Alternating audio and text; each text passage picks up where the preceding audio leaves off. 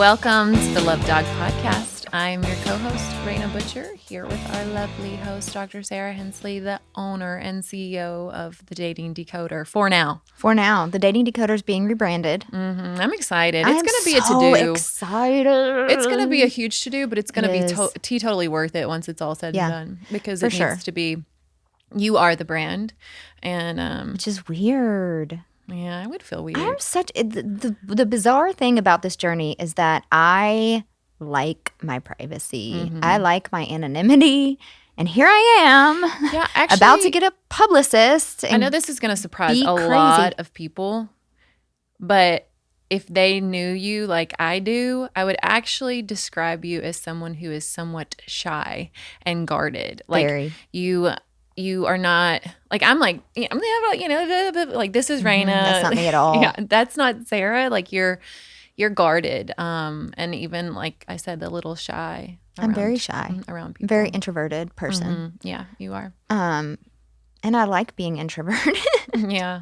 I'm always lost in my own thoughts. Mm-hmm. And here's the thing that is different between introverts and extroverts, just to bring some psychology in it. Introverts get stimulated by their own thoughts, so they don't need other people because they have this they like are stimulated in the same way from their own internal world as extroverts are stimulated by other people and conversing and interacting with others. Makes sense. So I'm like, I love being in my own internal world. Yeah. Now I know that there's been some, what is the hybrid term for the two that's been circulating? I forget what they call it, but because I would describe myself as an extrovert. Like an introverted extrovert? Yeah, and I've always been an extrovert, but like only to a certain capacity, right? So it's like I can only exert me being an extrovert to a certain capacity, and then I kind of have to go inward and like spend some time alone. Yeah, I enjoy 0% going out with a large group of people. Yeah. And I need that every once in a while. I almost can't stand it anymore. Like last night, even when we were out, because, we both work from home and I'm in my home a lot and I'm in kind of like my little bubble.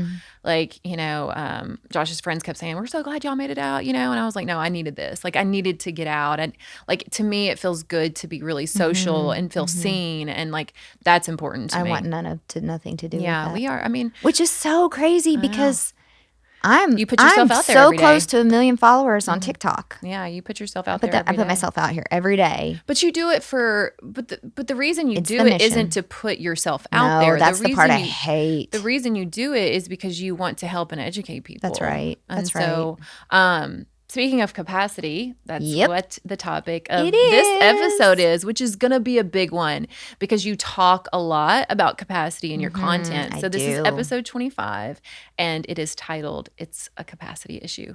So let's go to the science. Let's go to Dr. Hensley, and let's let her explain what exactly that means. Yes. So in my group, if you join my group or if you coach with me individually, or if you coach with Elizabeth, but particularly there's a lot of psychoeducation that we do.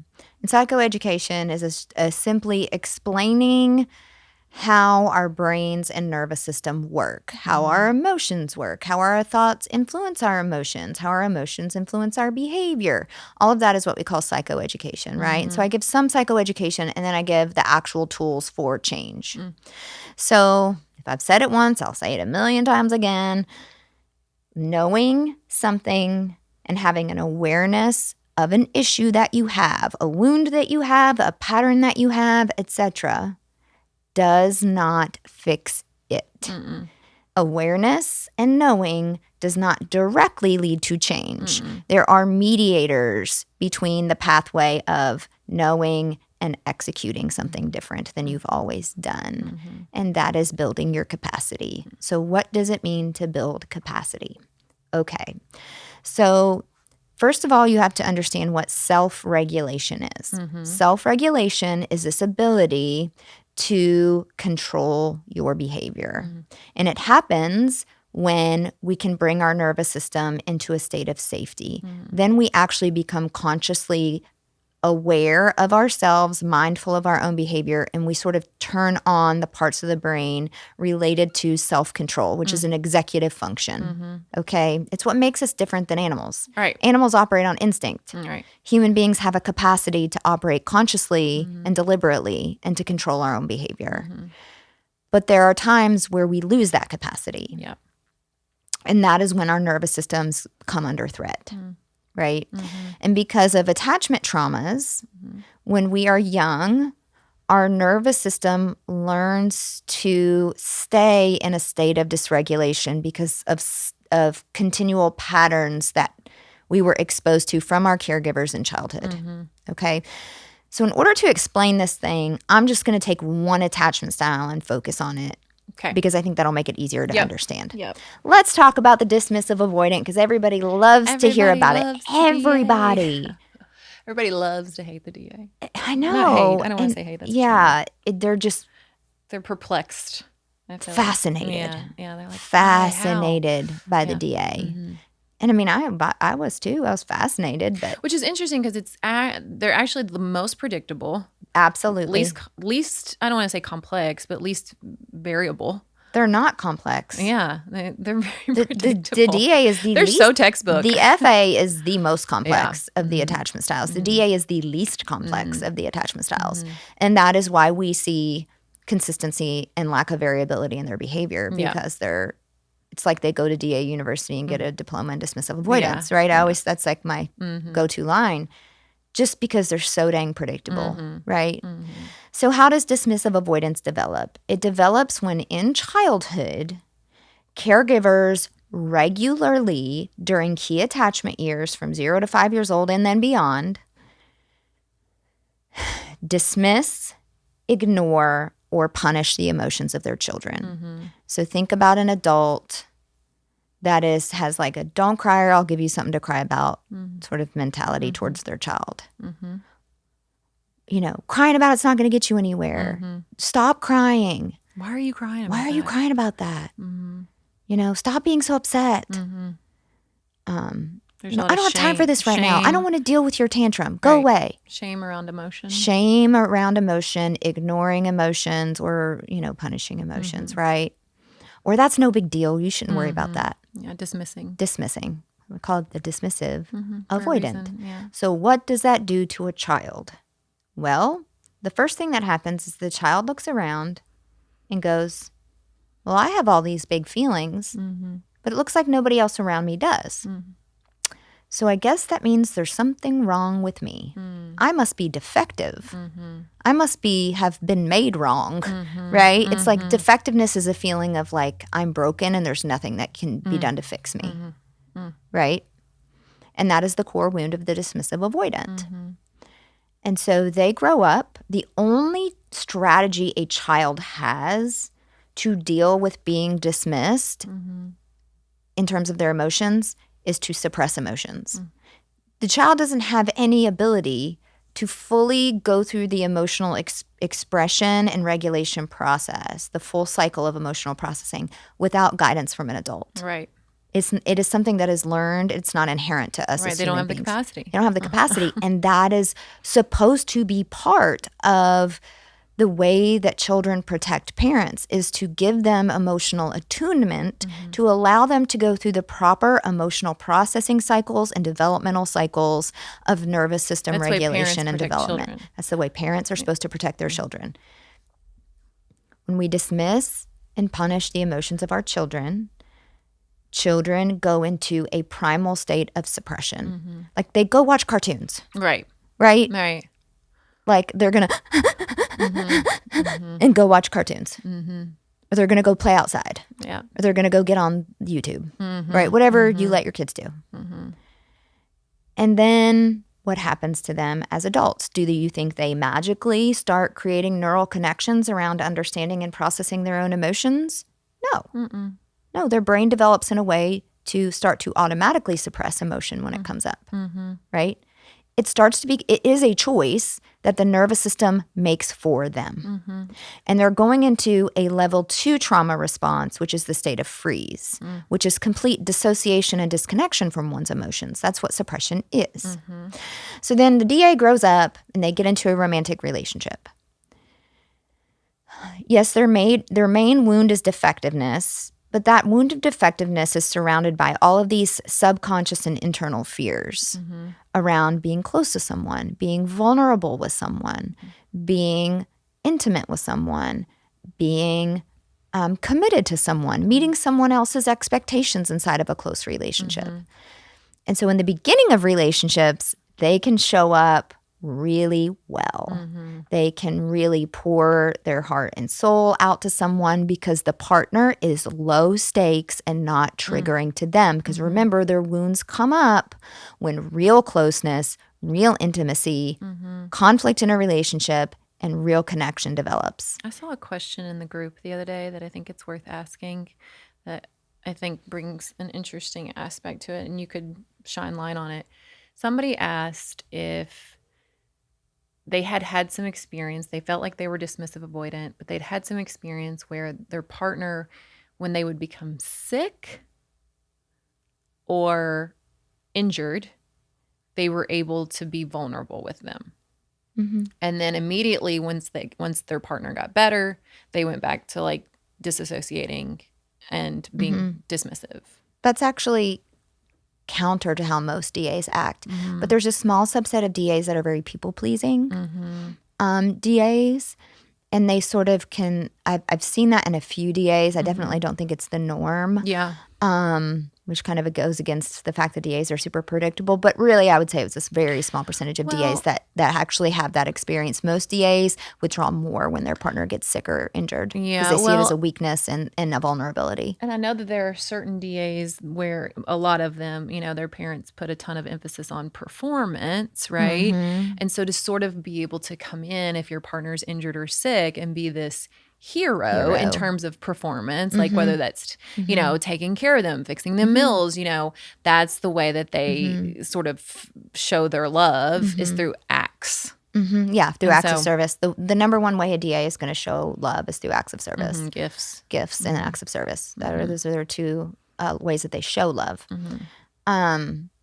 They also might be a little FA that leans dismissive. Yeah, that's what I was thinking too. They may just not have the right attachment style potential, right? Where they're so dismissive, but when there's like potential threat of loss, like my partner could be so sick or so injured that like then like they're not going to be here anymore, then that activates some of my anxiety and I want to get closer and I want to connect. Right. So that could be happening. I'm not sure. I would have to obviously assess them to know that.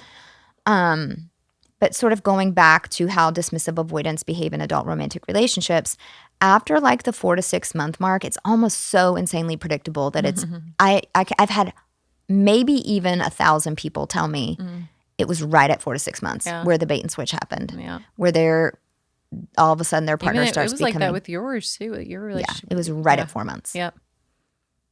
Yep, for sure. Where they start to withdraw, what we call deactivate and becoming distant, right? Because their wounds around feeling defective, because when they start to slowly like slip away, their partner's like, what's happening? Why are you distant? What's wrong with you? Right. And then that really amplifies the defectiveness. Like makes them feel defective and attacked and criticized. I don't know. Right. And then their wounds around, oh my gosh, I have to meet someone else's expectations. And oh my gosh, I'm losing my independence. And oh my gosh, I might be trapped in this. And oh my gosh, is this really what I want? All that starts coming up for them. Yeah. Right? Because the closeness is getting stronger. There's more commitment, more closeness, more expectation, right, to meet someone else's needs. All of that comes up, right? And so when that deactivation happens, what is happening to their nervous system is that their nervous system starts to respond to their that being triggered with going up into a freeze state, which means emotional suppression. So they start to suppress the feelings for the partner, which allows them to maintain their distance and their avoidance, right? Right. And so many people have bought into this lie. If they wanted to, they would. If they wanted to spend time with me, they would. If they wanted to call me, they would. But when their nervous system is in a state of freeze, that is not an others-oriented response. It's a survival response of self-protection. It is a way to stay regulated within their nervous system. The issue is, how do you tell the difference? How do you tell the difference? I would say if they're in a committed relationship with you in the first place, if they made it to commitment, if they made it to the level of exclusivity, and you're past like the 4 to 6 month mark, it's usually just not like I've genuinely just lost interest in you. They're just not that into you sort of This thing. is a, I'm an avoidant. It's a capacity issue. And I have lost capacity to connect because my nervous system is starting to go into a freeze response more and more and more, which absolutely, fundamentally, neurologically prevents connection. Right? The only time we become capable of true connection and intimacy is when we are regulated. And so when a dismissive avoidant becomes very dysregulated over conflict and intimacy and vulnerability and longevity, they freeze and they dissociate. Therefore, that looks a lot like deprioritizing the partner. When emotional conversations come up, shutting down or saying, I just don't know what I want. I just don't know how I feel, because they really don't know, because they can't access their own emotions because they're suppressing. Which I think is a big point. That video did so good. Yeah. On TikTok. It was like, the DA videos has like 4 point or maybe even like 5 million views now, which was like, when your partner says, I don't know what they want when you're in a fight, they're probably shut down and in a freeze response, and they can't access their own emotions. Therefore, when they say, I don't know, they mean it. Like they're frozen. Like they're blank. Like they're living in blank space area, right? They can't tell you how they feel or what they want because they can't access that part of themselves. And so that's what I mean by it being a capacity issue. You cannot, most of the time, white knuckle your way through a trauma response of the nervous system for very long. Some people have the ability to do it for a short period of time. That's why you might see your partner change a little bit when you really get on them, but then they revert right back to the old behaviors, right? This is the same for the emotional reactivity of the FA. Yeah, that's what I was going to say. An FA who goes into an immediate fight response, you're like, why do you get so angry so quickly? It's because their nervous system is making that decision for them, like subconsciously. Right. They're not like, you know what? I think I'm just going to yell at you right now. Yeah, because I feel like it. It happens automatically. Yep. Their nervous systems have been trained to do that. It is a capacity issue. Now, please don't just twist what I'm saying here. I'm not saying you should not have boundaries around those things, or you should accept that someone yells at you, or you should accept your partner constantly shutting down and dissociating from you. Yeah, we're not saying I'm not saying that at all. I teach boundaries around those things, right? It just because you lack capacity doesn't mean you're not an adult who's responsible for understanding yourself enough and trying to have like some intervention to gain capacity. Sure. Yeah. But where a lot of coaches, therapists, etc., miss the mark is that they try to focus only on awareness. And then it's like, well, here's your pattern. Okay, here's what to do differently. Right. Don't yell at your partner. Right. Stop and take a breath. If they could stop and take a breath, they would, but the trigger cycle happens so fast and the nervous system is activated into those trauma responses so quickly. They can't. No. It is a capacity issue. So what do we do about that? You have to take the steps, and the tools are not super complicated, but also not something that I have time to teach here, nor, I have to have something to charge for, right? To teach. I have to have a service to have a livelihood. You give away so much free, wonderful information. I mean, this is a access. Everybody has access to this platform for free. That is totally true, right? Yeah. But I teach tools around one, metacognition, which is learning how, so we break down the trigger cycle. Like what is happening from the moment that the subconscious trigger happens to the moment you execute the trauma response? Right. What is everything that's happening to your mind and into your nervous system that results in the ending behavior? We go through all of that psychoeducation. We identify your own patterns. We go through what happens in the trigger cycle. What happened in your childhood. Yep. Then we break down, okay, where can we dismantle the trigger cycle and what is the tool around dismantling it? This is why it'd be so helpful to coach somebody on air. Yes. So our listeners could really see how it's broken down. Yeah. And I mean, of course, this is a process, right? Yeah. So I probably wouldn't be able to get through it in one session with someone. And it's a practice. It's the practice. So it's consistently showing consistency. up. It's consistency and practicing of the tools that builds capacity. And that is basically the definition of how coaching is different, right? Yes. It's like this consistent, like it's like having a nutrition coach, right? It's not like I could meet with, like if I wanted to lose weight or get more fit. Right. It's not like I could meet with a nutrition coach for an hour and then all my problems are solved. And I'm just all of a sudden this very like disciplined, watching everything I eat type of person. It takes this other party to come in who has the knowledge. Absolutely. To keep you on track. Absolutely. And to help you execute like what to do, right? And so that's just the perfect example. So the fact that awareness does not equal execution is like if I'm like, oh, you have weight loss goals. Well, here's a perfect meal plan, and here are the perfect exercises in the gym that's going to give you the body that you want. You can stare at that piece of paper and memorize the meal plan and memorize the exercises, but did your body change? No, right. Because you did that? Right, no. No, you have to show up at the gym and pick up those weights. Right, you have to integrate. Yeah, you have to prep that food and eat those meals. Yeah. Right? But how do you get from here's what you should do to executing doing it? And that's where a lot of nutrition coaches and fitness people fail too, is they just pound in how to do it, how to do it, how to do it, you know, in terms of like, just look at what this information is and then go execute it, right? That's like their how to do it. Right. And I'm like, no, that doesn't change people's internal motivations. That doesn't change people's barriers to execution. So for me, in my line of work, if you know that attachment security and being able to show up well inside of a relationship where you can handle conflict respectfully, where you can be open to others' ideas and opinions, where you can validate and be an active listener, where you can stay engaged in difficult moments, that comes from training your nervous system to tolerate those things. And it feels really uncomfortable at first. Very. That's what people have to, I mean, again, if you use the analogy of, you know, health and nutrition here, like think about it. When you start that journey, it's really uncomfortable. Very. And if I was teaching somebody in that space to do the work that I'm doing, what I would say is like, and this is where I think when I was on like a really big fitness journey and I spent so much money on coaches, I think the coaches may have failed in not building capacity in the right way. They would put like an hour and a half workout on my plate. And I would have to just block off this huge part of my day for 15 minutes to drive to the gym, 15 minutes to drive home, then an hour and a half there. That's 2 hours plus, you know, you're soaking wet when you're done. You gotta get a shower afterwards. Can't get a shower before. That's a waste of time. Day. Right? And I started to give up. Right. Because it was this huge commitment. It was too overwhelming.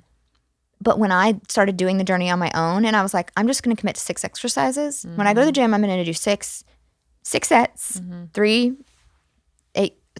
sets of 8 reps. 30 minutes, 35 minutes. 30 to 45 minute workouts. I'll kill it. Yep. Right?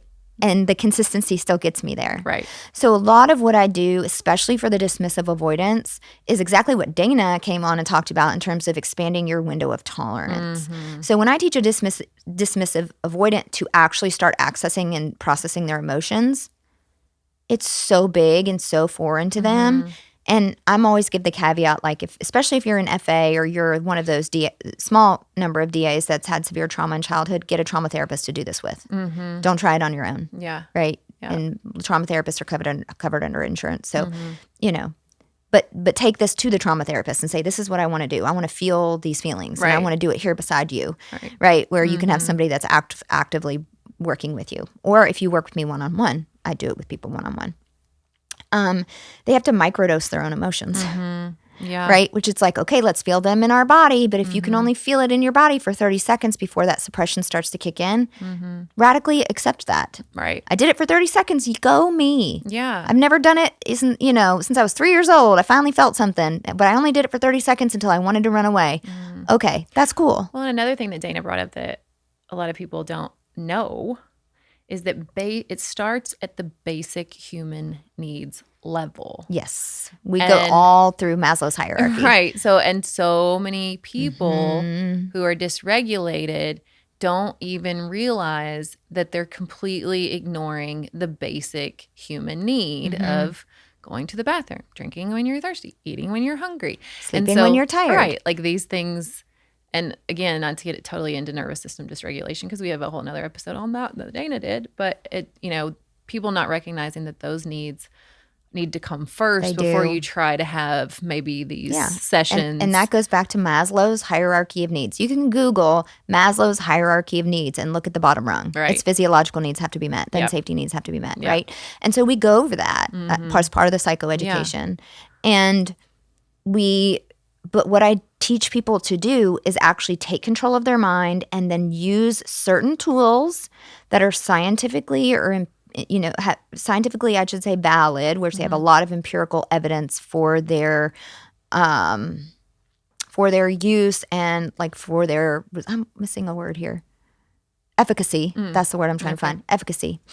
There's a lot of science behind the efficacy of the tools that I teach on how to train your nervous system to stay regulated. And part of that goes in the order of taking control of your thoughts, then using proper emotional processing techniques with which nobody has ever learned. I mean, everybody with insecure attachments processes their emotions ineffectively. Okay. Emotional processing has to be paired with neuroregulation because we have to process our emotions while sending our brain signals that it's safe to feel those things. Right. And with the DA specifically, where we have to microdose that. Yeah, because it becomes and too build their window of tolerance for it. Right. And they microdose it and they expand their window of tolerance of sitting with their own emotions and understanding their emotions and feeling it within their own body, and then using neuroregulation to take the nervous system down into a state of safety. So their brain, because we're all products of conditioning, the brain can be conditioned to pair emotional experiences with safety, even if they're difficult or negative emotions with safety. And the anxious can't do that either. What does the anxious do? They have no control over their emotions.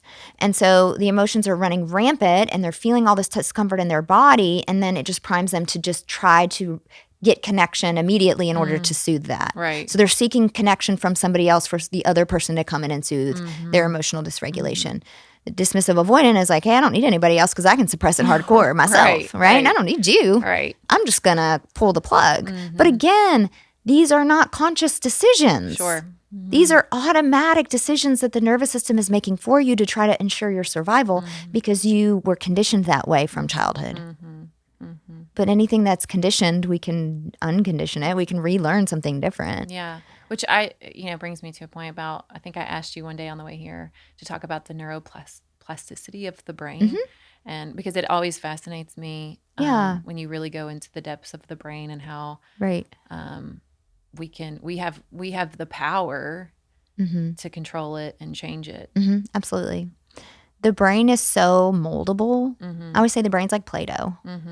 And not necessarily like your brain's like changing shape. I mean, a little bit, yeah, because you can lose matter in certain areas of the brain and then that matter can kind of come back or whatever. But in terms of like neural connections, think about if you've had the same thought patterns around a certain trigger. Like take the DA's thoughts. The DA's thoughts are so predictable. It's like, I can't do this. This is so right for me. This is so overwhelming. I don't want to be in this conflict right now. Oh my gosh, here we go again. It's another conflict. I don't think I can do this right now. So there's like, they tell themselves they don't want to do it. They tell themselves they can't do it. Right. And they tell themselves that their partner is just not right for them. Right. I shouldn't have to do it. That's another thought, right? Like this is unfair, so I shouldn't really have to like deal with this right now. Right. Maybe they're just not right for me. They want something I just can't give. They'd be better suited for with someone else, right?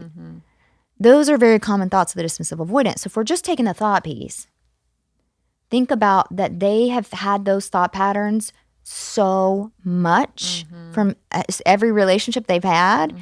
It's formed, and childhood. It's formed a deep groove in the brain. Right. Where there's all these really tight neural connections around that thought pattern.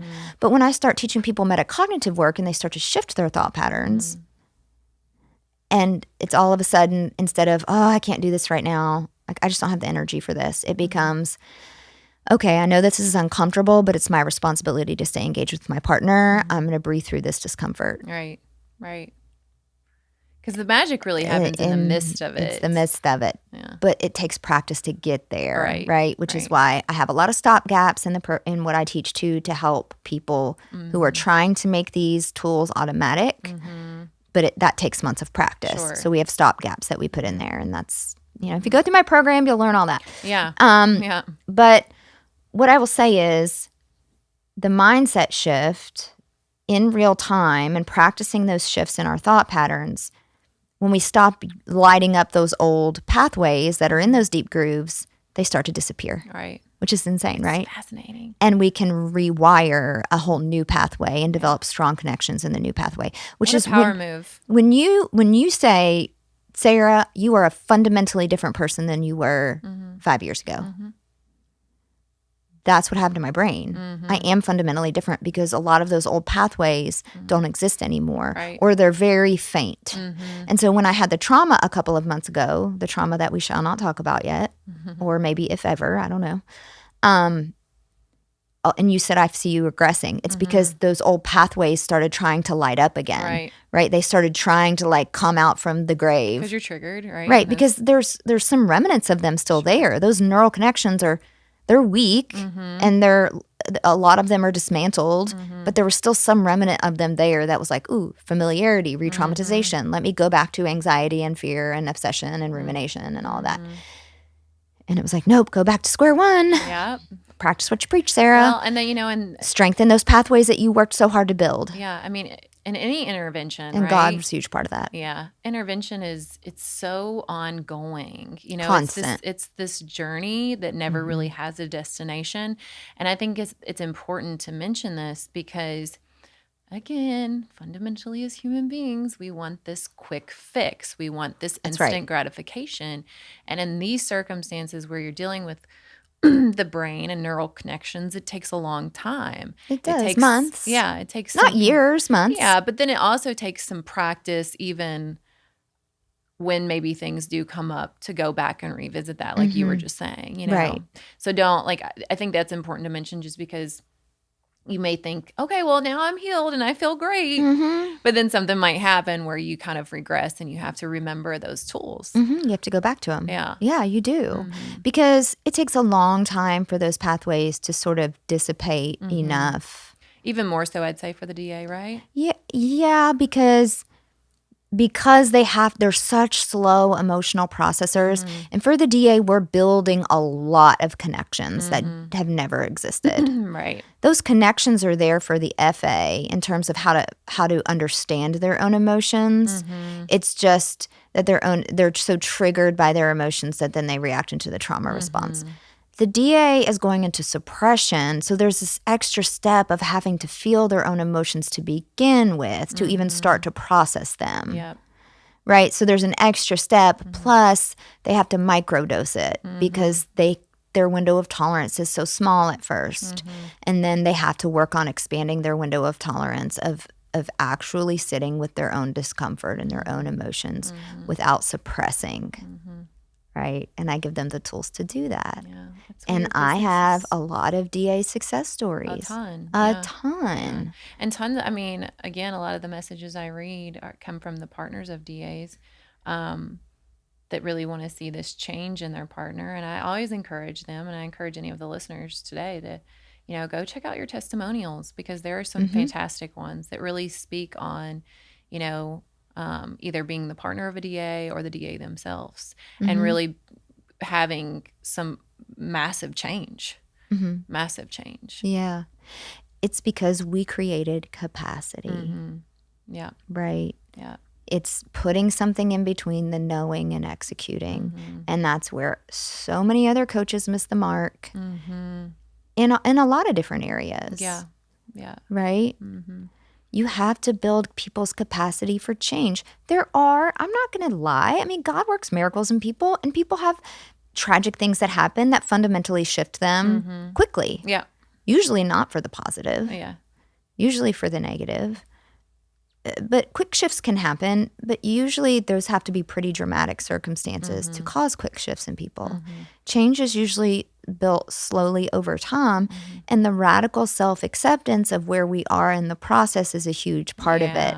And this is something that Dana really talks a lot about. Dana Dawsey, again, love her. Love you, Dana. You're an amazing teacher. I'm still like a lifelong learner and continuing to learn from her. So insightful. Her information is gold. Like gold nuggets.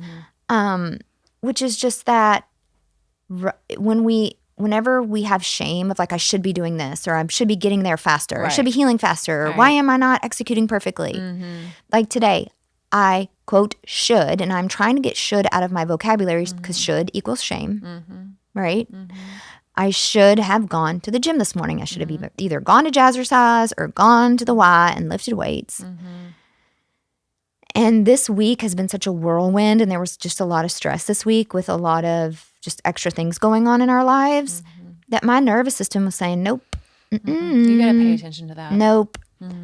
I wanted a slow morning where I could take a really long shower and I could just think about what I wanted to wear, and I could kind of scroll social media and I could pray and I could drink my coffee, and like getting in a workout would have removed all of that time. Because what we know we have to do is like if we go work out, we're rushing to get here. Yeah. Right?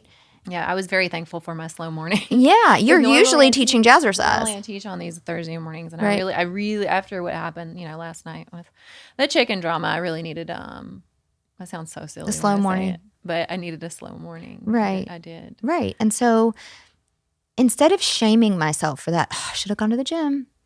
I'm getting saggy. Maybe I'll get fat. If I stop exercising, I'm going to get unhealthy. I'm going to get sick. I'm going to get disease. If I stop exercising, I'm going to be stiff and immobile. Those are all the things I would have taunted myself with before. Right. I'm just like, you know what?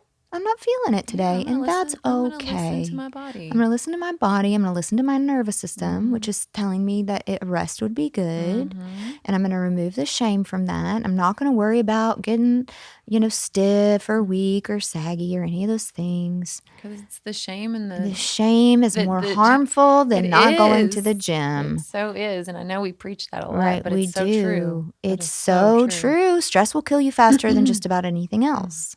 A dysregulated nervous system will bring on more disease than just about anything else. It's very true, and that's why the work that you do is so important. And I think your group, for anybody who's curious or wondering, or who is just really feeling called to maybe check it out, it's 4 weeks long. It includes her course. That's about, I added it up, it's about 8 hours, a little over 8 hours of modules. I think there's 39 modules total. And then it's accompanied with 4 live calls with Dr. Hensley in a small group setting. Where you can be anonymous. Yep. You can be completely anonymous. And it's about half and half. I have about half my people who turn on their cameras and they're like, hi, I'm Bob, and I'm dismissive avoidant. And then half the people that are just like a blank screen. And send messages via private chat. And then I sort of read the messages silently, and then I just sort of like summarize the gist of it, and I answer the question. So you can remain completely anonymous, because a lot of people, as soon as they hear group, they kind of freak out. Yeah, they do. Like, I don't want to talk about my problems in a group. Right. Well, you don't have to. You can be a black screen who sends me a private message, and then nobody knows it's you. But it's also important to know the value of the group. It's solidarity, man. There's value in community. There's value in hearing and being around people that are maybe going through similar circumstances than you. Absolutely. It's why things like AA work, right? Right. So if you're on that healing journey and you want to check out Dr. Hensley's services, another fantastic service is her executive coaching package, which really I feel like in terms of building capacity is a great service for those that are really needing that deeper intervention. Like deep, intense work. Like if you executive coach with me, you get access to me 5 days a week for 30 minutes a day, either via text or phone call, plus an hour Zoom with me a week.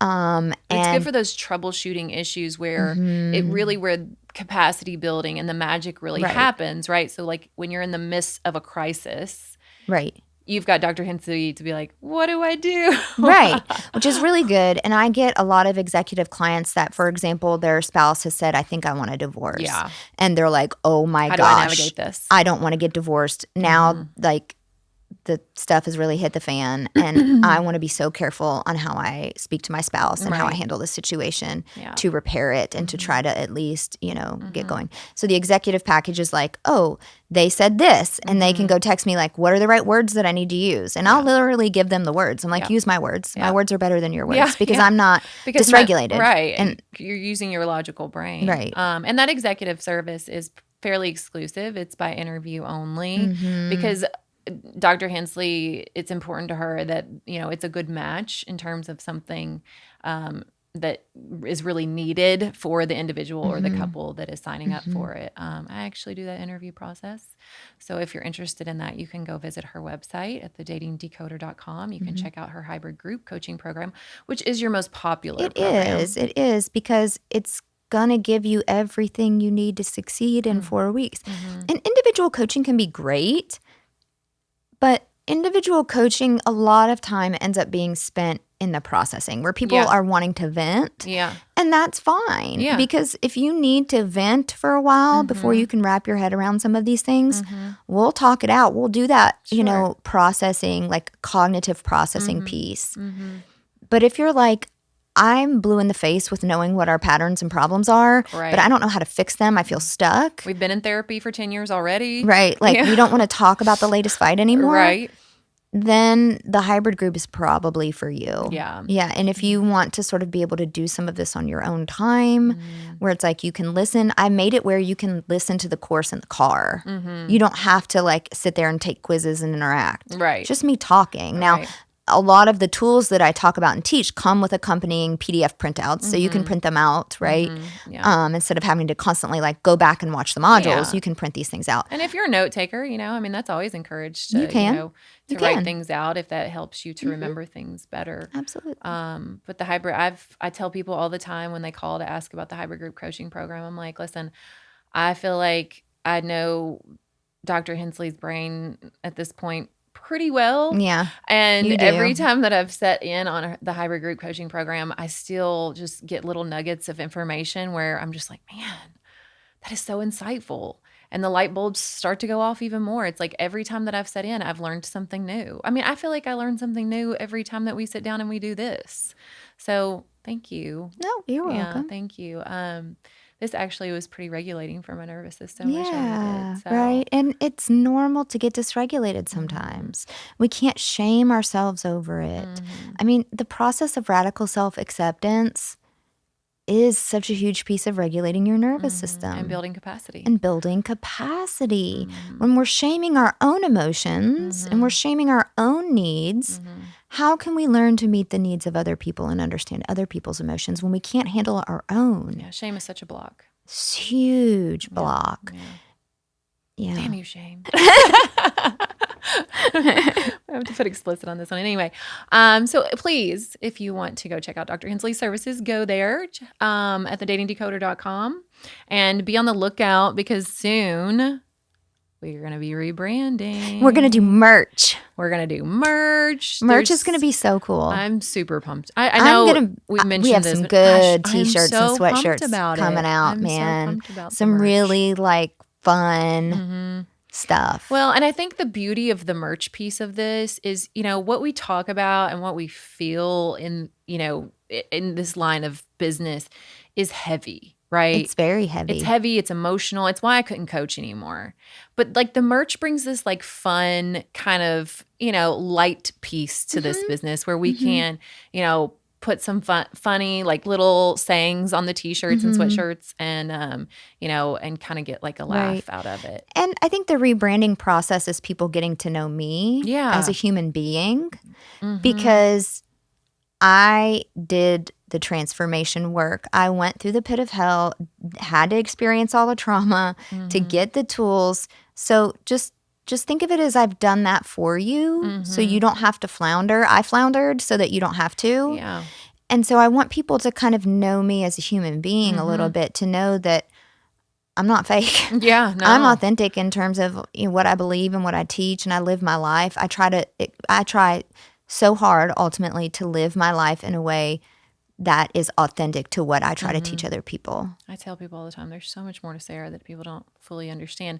And again, that goes back to what I said at the very beginning of this episode, which was because you're somewhat guarded and shy, like some people don't know how to take that.